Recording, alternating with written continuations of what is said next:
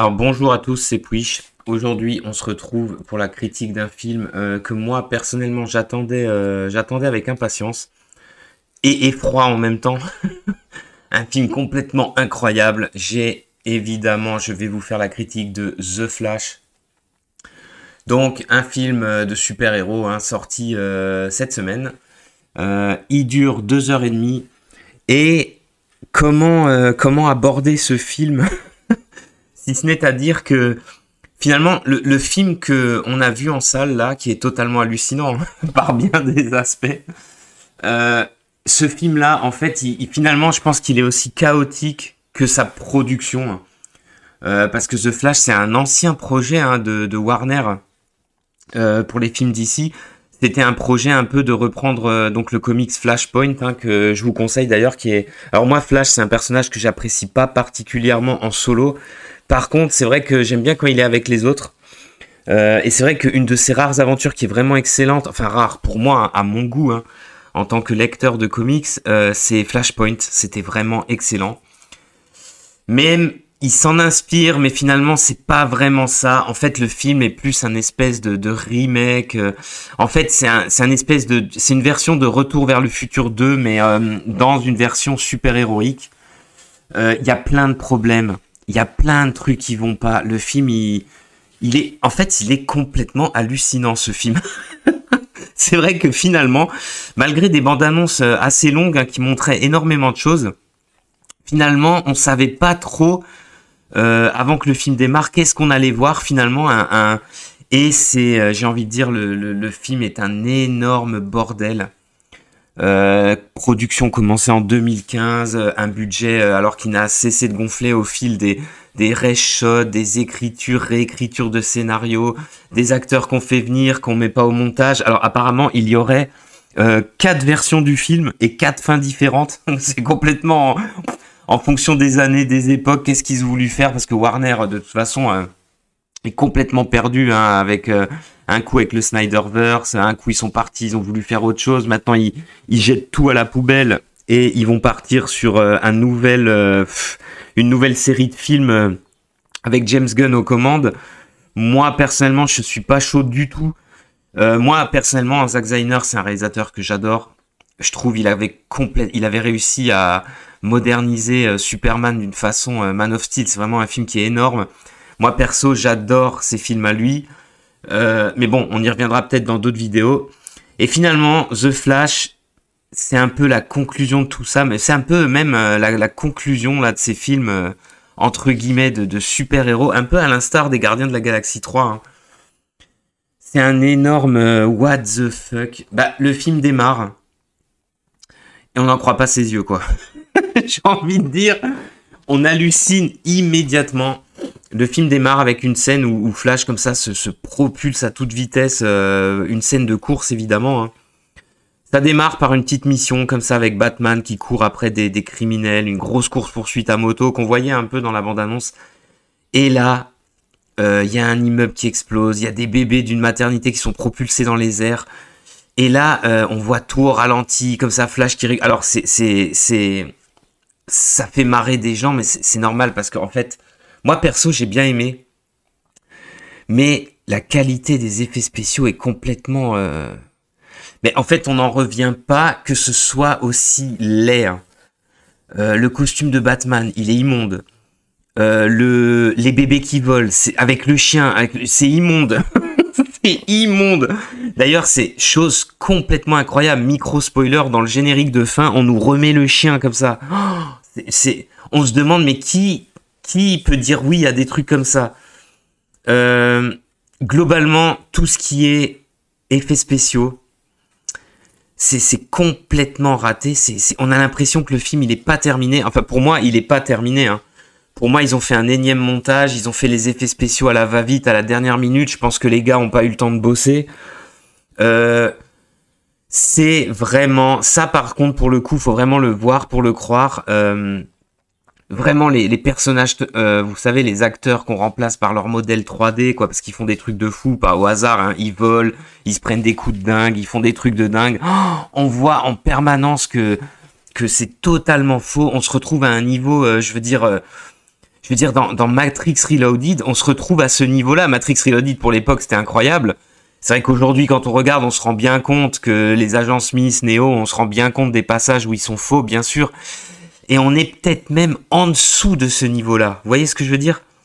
Parce que le film, vraiment, le film est cassé, quoi. Le film est, le film est pété à ce niveau-là. En plus, il n'y a pas que ça. Au niveau, par exemple, le costume de Flash est absolument immonde. Je sais pas ce qu'ils ont voulu faire. Il a une tête d'alien. Il est immonde, le costume. On a en permanence l'impression qu'il porte pas vraiment ça, qu'il rajoute des effets. Le costume que se fait son double plus jeune il se fait un costume de Flash avec un costume de Batman, c'est immonde, immondissime. Bah, finalement, les seuls qui s'en sortent bien avec leur costume, finalement, c'est Kara et Batman, hein, le Batman originel. Hein. Donc Michael Keaton. Alors, on va peut-être parler de l'histoire. On reviendra sur tout ça après.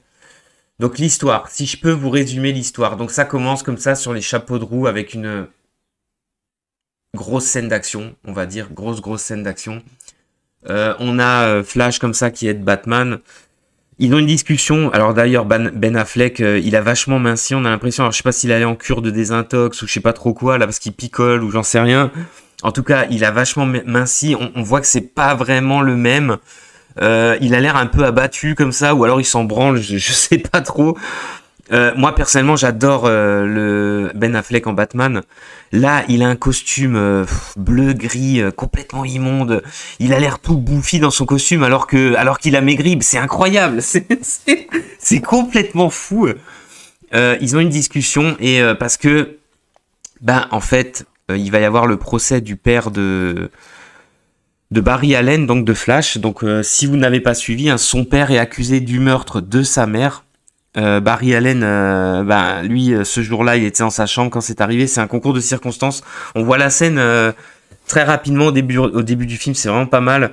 Son père s'était absenté en fait pour aller à la supérette parce qu'il manquait un truc en cuisine. Sa mère était en train de cuisiner. Quand il revient, elle s'est fait poignarder. Il est accusé du meurtre et il va y avoir le procès. Et la dernière preuve, c'est-à-dire la caméra de sécurité du magasin, la dernière preuve que Batman a réussi à choper pour lui, en fait, ne montre rien. On voit pas le visage de son père, donc il est un peu désespéré. Et il se rend compte, en fait, qu'en courant très très vite, il peut remonter le temps. Et l'idée lui traverse l'esprit de... voilà quoi. Et si je remontais le temps et que je faisais en sorte que ma mère ne soit pas tuée, ça lui traverse l'esprit, il va le faire. Donc je vous raconte pas comment, qu'est-ce qu'il va faire exactement, mais disons qu'il va le faire, il va vouloir revenir à son époque, et il va se passer un espèce d'incident, il va pas revenir à son époque, il va revenir à l'âge où il avait 18 ans, donc effectivement il a réussi, sa mère n'est pas morte, lui, ses parents, son père n'est pas en prison, donc tout va bien, il va tomber sur son lui qui vient à peine d'avoir 18 ans, qui n'a pas encore ses pouvoirs. Et là, c'est là que le général Zod va débarquer sur Terre. Et donc, pas de Superman. Il va se mettre à chercher Aquaman, toute l'équipe. Tout est différent. Le monde a complètement changé. C'est-à-dire, en changeant cet événement, il a tout changé. Donc, à la manière de Retour vers le futur 2. Hein. Et, voilà, il va se mettre... il va essayer de sauver le monde, en quelque sorte. Hein, de trouver une équipe pour combattre Zod. Mais bon, il va se passer plein d'autres choses. Et il va bien sûr... Alors, Batman existe dans ce monde, c'est assez énorme, mais c'est bien sûr Michael Keaton. Hein, j'en parle parce que c'est pas du spoil. Même s'il y a beaucoup d'éléments de surprise quand même dans le film, il faut le dire. Donc, il va s'allier à Michael Keaton pour aller chercher le Superman de ce monde, pour se battre contre Zod. Et voilà, ça va donner lieu à une grande aventure. Alors, le film, globalement, est très très bien rythmé. Hein, il se passe toujours des trucs. Alors, il est très axé sur un humour complètement débile, l'humour de Flash. Hein. Ce qui est assez amusant, c'est que finalement, il va se rendre compte avec son lui de plus jeune qu'il est insupportable. Donc, donc ça, c'est vraiment pas mal.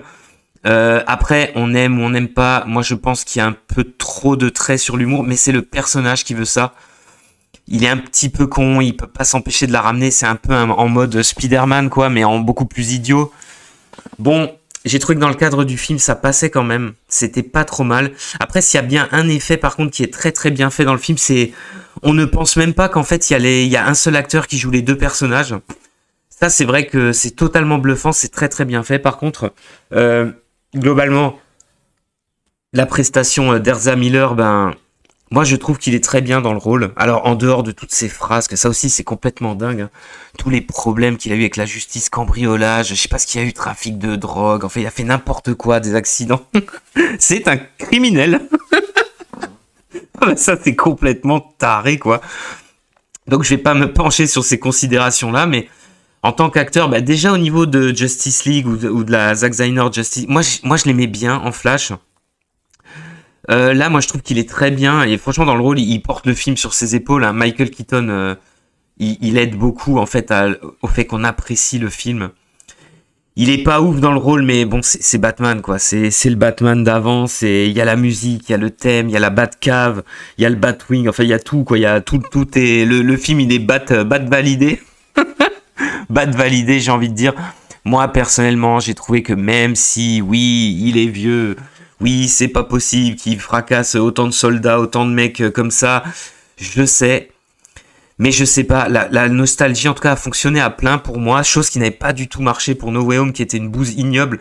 Bah, d'ailleurs, globalement, tous les passages avec Batman, j'ai vraiment, vraiment aimé. Supergirl, quant à elle, ben, en fait, c'est dommage qu'on la voit très peu. Alors, apparemment, elle a tourné beaucoup plus de scènes, mais finalement, qui sont pas dans le montage.